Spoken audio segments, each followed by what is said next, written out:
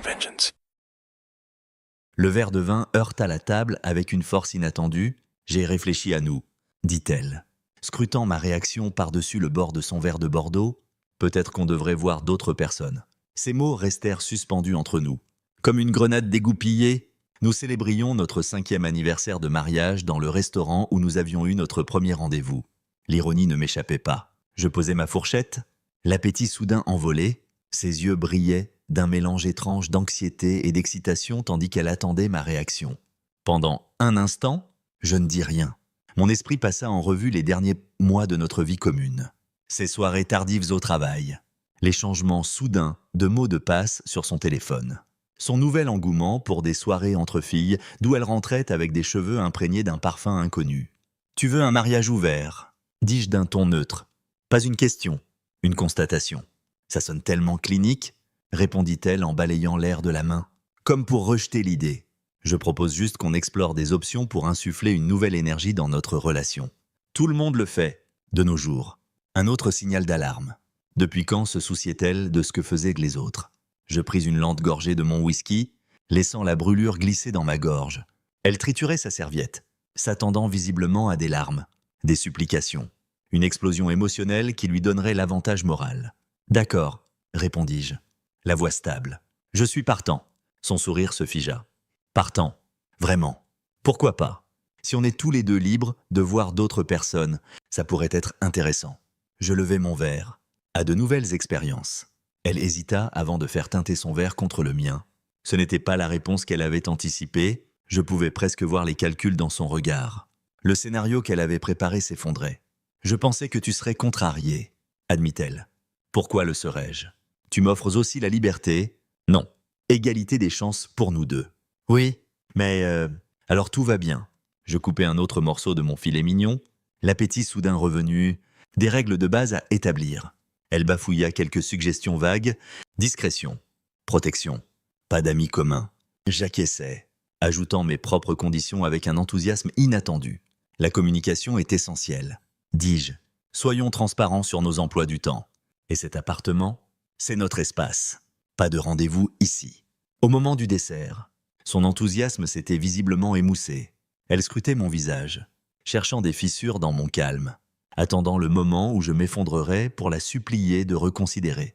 Ce moment n'arriva jamais. Sur le trajet du retour, elle était inhabituellement silencieuse. Je sentais ses regards en coin, essayant de déchiffrer mes pensées. Elle ne savait pas que je planifiais déjà mes prochains mouvements. Pas par rancune, mais par respect de moi-même. En arrivant à la maison, elle tenta une autre approche, glissant sa main sur ma cuisse. « On n'est pas obligé de commencer tout de suite », murmura-t-elle. Je retirai doucement sa main. Je pense que la clarté est importante. Si on fait ça, on le fait correctement. Cette nuit-là, alors qu'elle dormait à mes côtés, je restais éveillé, planifiant ma transformation. Elle pensait avoir affaire à l'homme qu'elle prenait pour acquis. Elle avait proposé cet arrangement en pensant qu'elle seule en profiterait. S'attendant à ce que je reste fidèle pendant qu'elle explorait, elle venait de commettre l'erreur de calcul la plus grave de sa vie. Les règles du jeu avaient changé, et elle n'avait aucune idée qu'elle venait de libérer une version de moi qu'elle n'était pas prête à affronter. 2 semaines après le début de notre expérience de mariage ouvert, je remarquai un subtil changement de dynamique entre nous.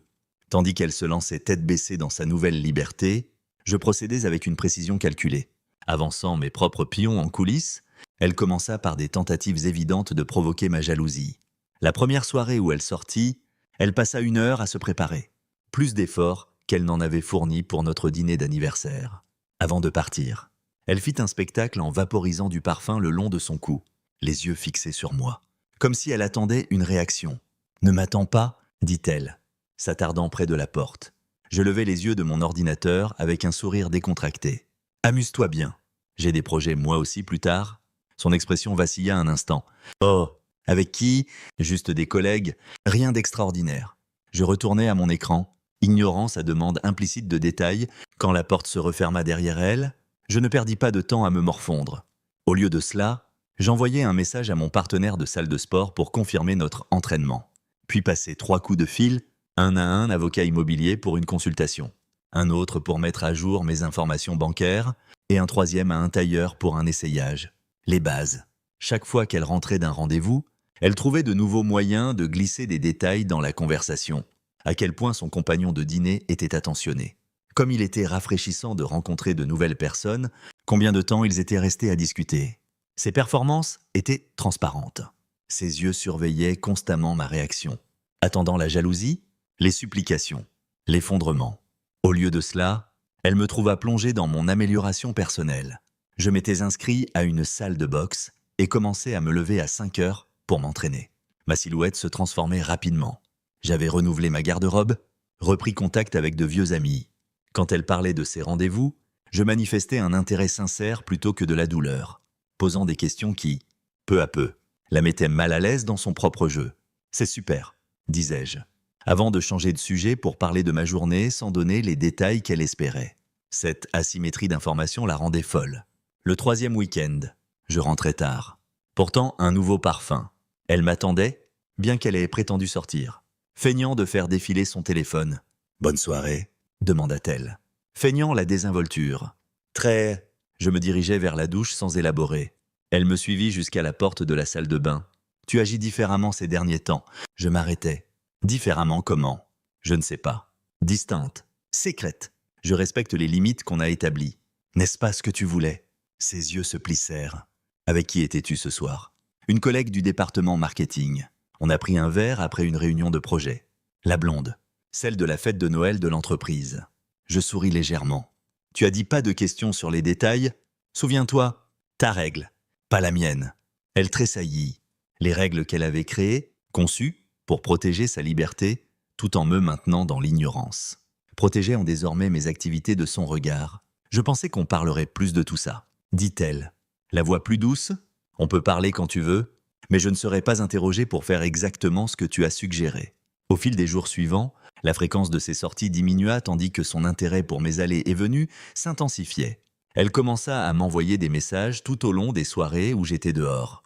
Proposa des soirées cinéma les soirs où j'avais mentionné avoir des plans. Se mit même à préparer des dîners élaborés, chose qu'elle n'avait pas faite depuis des mois, pour me donner des raisons de rester à la maison. Le changement le plus révélateur fut lorsqu'elle commença à laisser son téléphone déverrouillé et visible. Ce même téléphone qui avait acquis un nouveau mot de passe le lendemain de notre anniversaire, je remarquais tout, mais ne commentais rien. Quand elle mentionna envisager d'annuler ses plans avec son nouvel ami pour aller à un concert avec moi, je déclinai poliment. « Tu as déjà pris des engagements ?» dis-je. Je ne voudrais pas interférer. D'ailleurs, j'ai aussi des plans pour ce soir-là.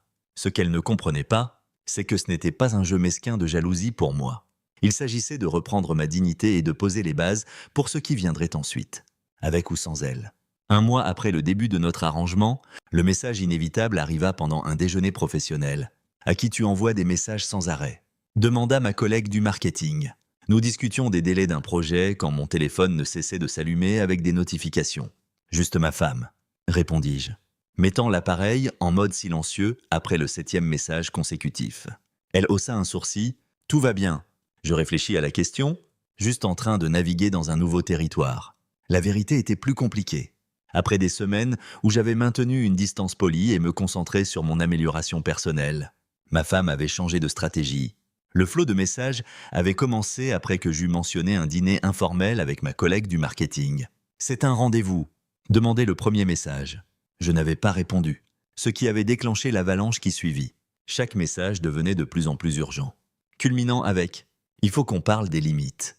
L'ironie ne m'échappait pas. Quand elle avait proposé cet arrangement, les limites étaient volontairement floues. Maintenant que je participais, elle voulait soudainement des règles. Je m'excusais du déjeuner 15 minutes plus tôt, non pour rentrer précipitamment, mais pour passer dans une boutique de vêtements pour hommes haut de gamme qui m'avait appelé au sujet d'un costume sur mesure que j'avais commandé. L'investissement en moi-même se poursuivait sur plusieurs fronts. En rentrant ce soir-là, je la trouvais assise, tendue, sur le bord du canapé. Ses yeux détaillèrent immédiatement mon nouveau costume et ma coupe de cheveux. « Tu as l'air différent », dit-elle d'un ton neutre. « Merci. » Je suspendis soigneusement ma veste. « Il faut qu'on parle de ce qui se passe. » Je m'assis en face d'elle plutôt qu'à ses côtés, créant un espace délibéré entre nous. « Je t'écoute. Je pense qu'il nous faut des limites plus claires pour cet arrangement. Je pensais qu'on les avait établies au dîner. Qu'est-ce qui a changé ?» Elle peina visiblement, cherchant des mots qui ne trahiraient pas ses véritables inquiétudes. « Je m'inquiète pour l'effet que ça a sur nous en tant que couple. Tu sembles indisponible ces derniers temps. Je suis le modèle que tu as créé, » répondis-je calmement. « Tu vois quelqu'un depuis des semaines maintenant, j'ai récemment commencé à passer du temps avec des collègues, les paramètres sont identiques. Ce n'est pas la même chose, insista-t-elle. En quoi? Tu es évasive? Sécrète. Je me penchai en avant. T'ai-je demandé des détails sur tes soirées? T'ai-je exigé de savoir avec qui tu étais ou ce que tu faisais? Elle se tut? Tu as établi ses limites? Continuai-je. Je les respecte. Si tu veux changer les règles maintenant, on devrait discuter de pourquoi. Elle changea de stratégie, s'asseyant à côté de moi, sa main trouvant mon genou. Tu me manques. Peut-être que ce n'était pas une si bonne idée après tout. Je retirai doucement sa main. Je pense qu'il est important qu'on aille jusqu'au bout. Tu as senti qu'il manquait quelque chose dans notre relation. C'était ta solution.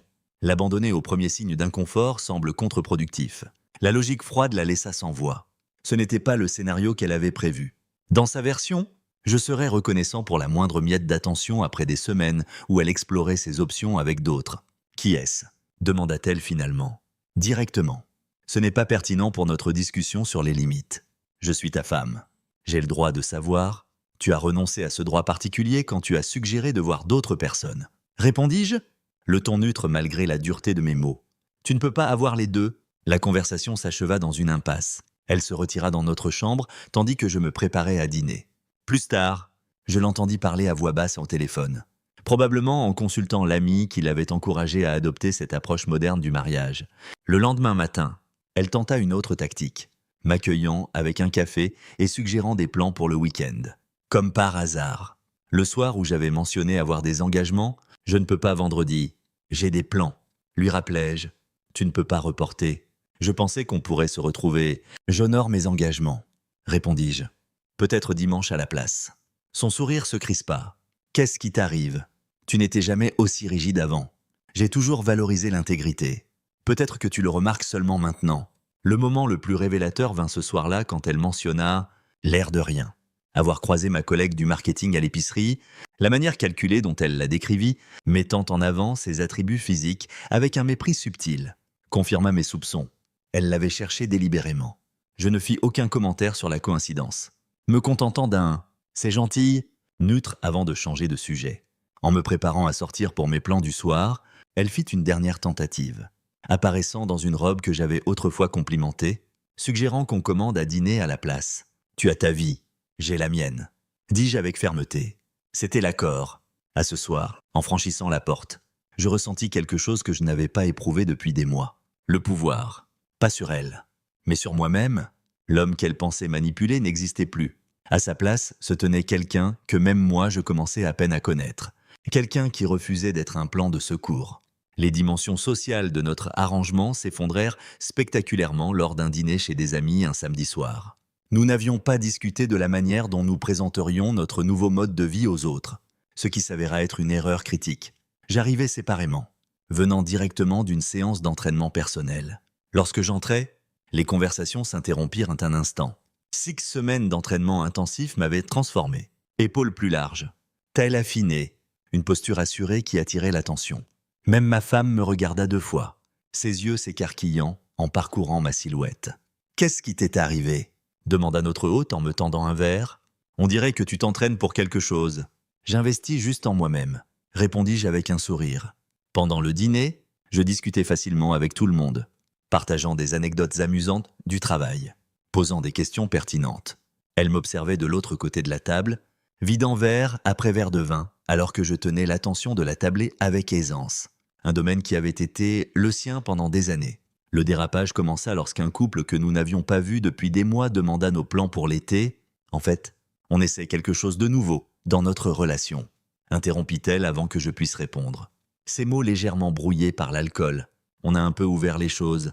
Un silence gêné s'installa autour de la table. Notre hôte manqua de s'étouffer avec son vin. « Ouvert ?» demanda quelqu'un finalement. « On voit d'autres personnes », précisa-t-elle, tentant un ton désinvolte qui tomba à plat. C'est très moderne, très sain. Tous les regards se tournèrent vers moi, s'attendant à de l'embarras ou de l'inconfort. Au lieu de cela, je gardais un calme parfait. Prenant une gorgée d'eau, j'ai d'eau délibérée. C'était son idée, ajouta-je posément. Il y a environ 6 semaines maintenant. Son visage s'empourpra. Elle ne s'attendait pas à ce que je précise l'origine de notre arrangement si directement. C'est une décision mutuelle. Tenta-t-elle de reprendre? Absolument. Acquiesçai-je. Après que tu l'as proposé, j'ai décidé de participer pleinement. L'accent sur pleinement ne passa inaperçu pour personne. Des questions suivirent. Des interrogations gênantes et inquisitrices qu'elle n'avait clairement pas anticipées en abordant nos affaires privées. Tout au long de l'interrogatoire, je conservais une attitude de détachement digne, ne défendant ni ne condamnant l'arrangement. Elle, en revanche, devenait de plus en plus agitée, surtout lorsqu'on lui demanda directement des détails sur ses récents rendez-vous. « C'est privé », lança-t-elle sèchement. Je pensais que le but était d'être ouvert, remarqua un ami, sourcils levés, au moment du dessert. La dynamique entre nous était devenue le centre d'attention implicite de la soirée. Quand je reçus un message et souris à mon téléphone, sa fourchette heurta bruyamment son assiette. « C'est qui ?» demanda-t-elle, abandonnant toute prétention de calme. « Tu te souviens de nos accords sur les limites ?» répondis-je doucement, rangeant mon appareil. Sur le chemin du retour, la tension explosa enfin. « Tu m'as humilié devant tout le monde », m'accusa-t-elle. En faisant quoi ? Exactement. Confirmer l'arrangement que tu as annoncé à la table. Tu as fait en sorte que ça sonne comme si c'était ton idée. J'y participe. Il y a une différence. Elle changea de tactique. Je pense qu'on devrait peut-être mettre cette expérience en pause. Ça crée de la distance entre nous. Distance, répétai-je, les yeux fixés sur la route. Choix de mots intéressants. Qu'est-ce que c'est censé vouloir dire ? Tu ne t'inquiétais pas de la distance quand tu étais la seule à explorer des options. La distance est devenue problématique quand j'ai commencé à faire de même. Ce n'est pas juste... Non, ça ne l'est pas, acquiesçai-je. Mais ton attente initiale ne l'était pas non plus. Tu voulais la liberté pendant que j'attendais à la maison. Quand j'ai réclamé une liberté égale, l'arrangement a soudainement perdu de son attrait. Elle resta silencieuse plusieurs minutes. Quand elle parla à nouveau, sa voix s'était adoucie en une vulnérabilité calculée. Je pense que je cherchais juste quelque chose qui manquait entre nous. Mais te voir avec quelqu'un d'autre, je n'ai pas dit que j'étais avec quelqu'un, l'interrompis-je. Tu l'as supposé, tout comme tu as supposé que je serais dévasté par tes activités plutôt qu'inspiré à m'améliorer. Nous arrivâmes à la maison en silence. En entrant dans l'appartement, elle tenta une dernière approche, se rapprochant de moi et posant ses mains sur ma poitrine. « Tu me manques », murmura-t-elle, se penchant pour un baiser. Je reculai doucement. Quelle version de nous ? Celle où tu avais des mots de passe privée et des soirées tardives pendant que je restais dans l'ignorance, ou celle où tu explores des options pendant que j'attends fidèlement, parce que la version où nous avons tous les deux une liberté égale semble être celle que tu opposes soudainement. Son expression se durcit. Tu as changé ? Oui, reconnus-je sans m'excuser. C'était inévitable une fois que les règles ont changé. Elle se retira dans la chambre, claquant la porte avec une force théâtrale. Je m'installai sur le canapé avec un livre, imperturbable face à ces dramatiques. Mon téléphone vibra avec un autre message. Cette fois de mon avocat, confirmant notre rendez-vous lundi pour discuter des options de protection de mes actifs. Le jeu qu'elle avait initié approchait de son coup final. Ce qu'elle n'avait pas encore réalisé, c'est que je ne jouais plus pour la reconquérir. Je jouais pour reconquérir ma vie. 2 jours après le désastre du dîner chez nos amis, je rentrais pour la trouver assise à notre table à manger. L'air déterminé. Une bouteille de vin, mon préféré, était ouverte à côté de 2 verres. L'appartement embaumait le plat qu'elle avait cuisiné pour notre premier anniversaire. La scène était soigneusement orchestrée pour une réconciliation. « Il faut qu'on parle », commença-t-elle alors que je posais mes clés. « Je t'écoute ». Je restai debout, déclinant l'invitation évidente à m'asseoir. Elle versa du vin dans les 2 verres, en poussant un vers moi. « Je pense qu'on devrait mettre fin à cet arrangement. Ça ne fonctionne pas pour nous. » « Définis, ça ne fonctionne pas, » répondis-je, sans toucher au verre. Ça crée des tensions, de la méfiance. On s'éloigne au lieu de se rapprocher. Elle prit une profonde inspiration. J'ai fait une erreur en le suggérant. Je l'étudiai attentivement. L'aveu lui coûtait visiblement. Mais il y avait un calcul derrière. Une retraite stratégique plutôt qu'un regret sincère. « Pourquoi l'as-tu suggéré en premier lieu ?» demandai-je. La question que j'aurais dû poser ce soir-là au restaurant, elle hésita. « Je te l'ai dit, je pensais que ça pourrait apporter une nouvelle énergie. »« La vérité, » l'interrompis-je. « Après 5 ans, je mérite au moins ça. » Ses yeux se baissèrent vers son verre de vin. J'étais curieuse d'explorer des options, tout en me gardant comme filet de sécurité. Complétai-je pour elle. « Ce n'est pas juste. Alors corrige-moi. » Ma voix resta stable. « Explique-moi comment tu pensais que cet arrangement fonctionnerait en pratique. » Le silence s'étira entre nous, rempli de vérités non dites. Enfin, elle tenta une autre approche. « Est-ce que ça importe pourquoi ça a commencé ? Je dis que je veux y mettre fin. Me réengager envers nous. Ça importe totalement. » Je m'assis enfin, non par capitulation, mais pour maintenir un contact visuel à égalité. Tu ne t'attendais pas à ce que je participe. Tu t'attendais à ce que j'attende fidèlement pendant que tu explorais. Quand j'ai imité ton comportement, tu as soudain voulu changer les règles. Ce n'est pas... Si, ça l'est. Je sortis mon téléphone, ouvris une application et le fis glisser sur la table. Tu as suivi ma localisation pendant le dernier mois. Son visage blêmi en fixant l'écran affichant l'application de suivi qu'elle avait secrètement installée pendant une de mes douches. Tu as surveillé mes messages, interrogé mes collègues, créé des urgences quand j'avais des plans, tout en continuant tes propres activités. Comment as-tu... J'ai été attentif, chose que j'aurais dû faire bien plus tôt dans notre mariage. Elle changea immédiatement de tactique, des larmes se formant. J'avais peur de te perdre. Non, corrigeai-je doucement. Tu avais peur de perdre le contrôle sur moi. Il y a une différence. Les larmes disparurent aussi vite qu'elles étaient apparues. Son expression se durcit. D'accord. Oui, je voulais voir s'il y avait de meilleures options sans risquer ce qu'on avait. Est-ce si terrible? Beaucoup de couples ont des arrangements. L'arrangement en soi n'était pas le problème. La malhonnêteté l'était. Tu voulais des termes inégaux. Quand l'égalité a été établie, tu as essayé de saboter ma participation tout en continuant la tienne. Je sortis de ma poche une feuille pliée et la posai à côté de son téléphone. Le mot de passe de ton compte email privé. Celui que tu n'utilises que depuis ton ordinateur de travail. Tu devrais être plus prudente avec la gestion de tes mots de passe. Ses yeux s'écarquillèrent de choc véritable. Je ne l'ai pas lu, précisai-je. Contrairement à toi, je respecte les limites. Mais le fait que tu aies créé un compte secret pour coordonner tes activités en dit long. Tu n'as pas le droit. Tu as raison. Je n'ai pas... Tout comme tu n'avais pas le droit de suivre mes mouvements ou de fouiller mes affaires, et pourtant, nous y sommes. Elle saisit son verre de vin, le vidant d'un trait désespéré. « Qu'est-ce que tu veux de moi ?»« Rien, répondis-je sincèrement. Je voulais un partenariat basé sur le respect mutuel. Ce que j'ai découvert à la place, c'est que je vivais avec quelqu'un prêt à manipuler les circonstances pour maintenir le contrôle tout en créant l'illusion de la liberté. Ce n'est pas un mariage, c'est une dynamique de pouvoir. Alors quoi maintenant ?» demanda-t-elle, la colère remplaçant la vulnérabilité artificielle. Tu me punis en faisant exactement ce que j'ai suggéré. Non, je vis authentiquement pour la première fois depuis des années. La personne que tu vois maintenant, concentrée, confiante, refusant d'accepter la manipulation.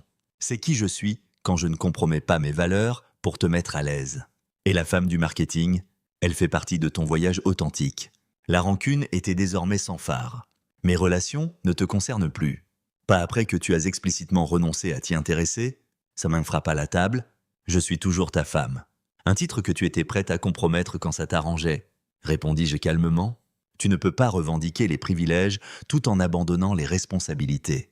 Alors que nous étions assis dans les décombres de sa réconciliation orchestrée, une vérité se cristallisa entre nous. Les règles qu'elle avait créées pour élargir sa liberté m'avaient au contraire libéré des contraintes de ses attentes. La prise de conscience transforma son expression de la colère en quelque chose que je reconnus immédiatement. La peur, pas de me perdre, mais de perdre l'arrangement confortable où ses besoins primaient sur les miens. « Qu'est-ce que tu dis ?» murmura-t-elle. « Je dis que j'accepte les termes que tu as proposés à l'origine, une liberté totale, pour nous deux. Pas comme un arrangement temporaire, mais comme notre nouvelle réalité. » Je me levai, laissant le vin intact, et me dirigeai vers la porte. « Où vas-tu » La panique dans sa voix était indéniable. « Exercer la liberté que tu as insisté pour que nous ayons, tous les deux, je te suggère de faire de même. » En fermant la porte derrière moi, je compris que le mariage s'était terminé au moment où elle avait proposé de voir d'autres personnes. Tout ce qui s'était passé depuis n'était que les étapes nécessaires pour accepter cette réalité. La confrontation finale eut lieu exactement 8 semaines après ce dîner d'anniversaire fatidique. J'avais passé ce temps à reconstruire méthodiquement ma vie de fond en comble. Nouvelle routine d'entraînement, nouvelle garde-robe, nouveaux arrangements financiers, nouvelle connexion sociale, même un nouveau bail pour un appartement, signé. Mais pas encore dévoilé, la transformation n'était pas seulement externe. Quelque chose de fondamental avait changé en moi.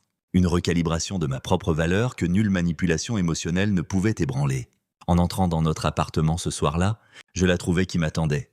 La chaleur artificielle des tentatives de réconciliation précédentes avait disparu, remplacée par une détermination froide. « Ça a assez duré », annonça-t-elle, les bras croisés en défense, mettant fin à notre arrangement. Avec effet immédiat, je posai mon sac de sport calmement. Sur quelle autorité ? La question la déstabilisa visiblement. « Pardon, Tu as décidé unilatéralement d'ouvrir notre mariage. Maintenant, tu décides unilatéralement de le fermer. Mon avis reste apparemment hors de propos. Tu comprends mal exprès. C'était censé renforcer notre relation. Vraiment. Je pris une bouteille d'eau dans le réfrigérateur, ou était-ce destiné à justifier ce qui se passait déjà tout en me gardant engagé envers toi? Son silence fut une confirmation suffisante. J'ai consulté un avocat, dit-elle enfin, changeant de tactique. Si tu continues ce comportement, je demanderai le divorce pour infidélité. Je ne pus m'empêcher de rire. Non par moquerie, mais face à l'absurdité, tu me menaces de divorcer pour avoir fait exactement ce que tu m'as explicitement demandé de faire. C'est différent, et tu le sais. Différent comment? Parce que tu ne t'attendais pas à ce que je participe vraiment? Parce que tu supposais que je serais trop peu sûr de moi pour explorer mes options pendant que tu explorais les tiennes? Différent parce que tu le fais pour me blesser? Non, corrigeai-je. Je le fais parce que je reconnais enfin ma valeur. Le fait que mon respect de moi-même te cause de l'inconfort est ton problème. Pas le mien, je me dirigeais vers le placard, récupérant un dossier que j'avais préparé des semaines plus tôt, puisque tu parles de consultation juridique. Tu devrais savoir que j'ai fait de même. Je posais le dossier sur la table basse entre nous. À l'intérieur se trouvaient des relevés bancaires, des messages textes, des enregistrements de suivi de localisation. 2 relevés de cartes de crédit séparés avec des frais pour des chambres d'hôtel les soirs où elle prétendait être avec des amis. Qu'est-ce que c'est censé être? Demanda-t-elle. La voix soudain incertaine. De la documentation. De l'arrangement que tu as proposé et de tes activités dans celui-ci, datant d'avant même que tu suggères qu'on voit d'autres personnes. Son visage blêmi, tu m'as espionné. Non, j'ai été attentif, il y a une différence. Je m'assis en face d'elle. Maintenant, un contact visuel délibéré. La nuit où tu as suggéré d'ouvrir notre mariage, tu voyais déjà quelqu'un depuis au moins 3 mois, les changements de mots de passe, les soirées tardives, le comportement défensif. Tout était là. J'ai juste refusé de le voir. Elle commença à nier, puis s'arrêta, reconnaissant l'inutilité. Ta suggestion n'était pas pour renforcer notre mariage. C'était pour justifier rétroactivement tes actions tout en conservant les avantages de notre relation. Tu voulais une permission sans accorder une liberté égale. Ce n'est pas vrai. Si, ça l'est. Ma voix resta posée. Quand j'ai accepté trop facilement, tu étais confuse. Quand j'ai vraiment participé, tu as paniqué. Quand j'ai prospéré, tu as exigé qu'on arrête. Ce schéma révèle ta véritable intention. Je sortis une clé de ma poche et la posai sur le dossier. Mon nouvel appartement. J'emménage la semaine prochaine. Elle fixa la clé comme si c'était une grenade dégoupillée. Tu me quittes? J'ai quitté le moment où tu as décidé que notre engagement était négociable. Le reste n'a été que de la logistique. Parce que j'ai suggéré qu'on voit d'autres personnes, c'est extrême. Non, parce que face à l'insatisfaction, tu as choisi la tromperie plutôt que l'honnêteté.